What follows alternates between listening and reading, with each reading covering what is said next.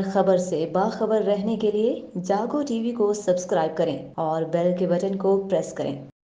وفاقی کابینہ نے حج پالیسی 2019 کی منظوری دے دی ہے، جس کے تحت اس سال حکومت کسی قسم کی کوئی سبسڈی نہیں دے گی۔ ذرائع کے مطابق اس سال 80 سال سے زیادہ عمر کے افراد اور مسلسل 3 سال سے ناکام رہنے والوں کو بغیر قرعہ اندازی حج پر بھجوایا جائے گا۔ وفاقی وزیر نے اس حوالے سے بتایا ہے کہ 10,000 بزرگ شہریوں کو حج کوٹا دیا جائے گا، جبکہ کم آمدنی والے 500 مزدوروں کے لیے حج کوٹا مختص کیا گیا ہے۔ اجلاس کے دوران وزیر اعظم نے کہا کہ وہ حج پروسیس کو خود مانیٹر کریں گے اور حاجیوں کو دی جانے والی سہولیات پر کسی قسم کا کوئی سمجھوتا نہیں کیا جائے گا۔ کابینہ کو بتایا گیا ہے کہ حج درخواستیں 20 فروری سے وصول کی جائیں گی۔ ذرائع کے مطابق 1,84,210 پاکستانی فریضہ حج ادا کریں گے، جس میں سرکاری کوٹا 7% اور نجی ٹورز آپریٹرز کا کوٹا 40% رکھا گیا ہے۔ فواد چودھری نے بتایا ہے کہ حج کے اخراجات 2 زونز میں تقسیم کیے گئے ہیں۔ شمالی زون کے حج اخراجات 4,36,975 روپے، جبکہ جنوبی زون کے حج اخراجات 4,27,975 روپے ہوں گے۔ بینک الفلاح اسلامک مغل پورہ لاہور حج درخواستیں جمع کروانے والوں کو انشاءاللہ بہترین سہولیات فراہم کرے گی۔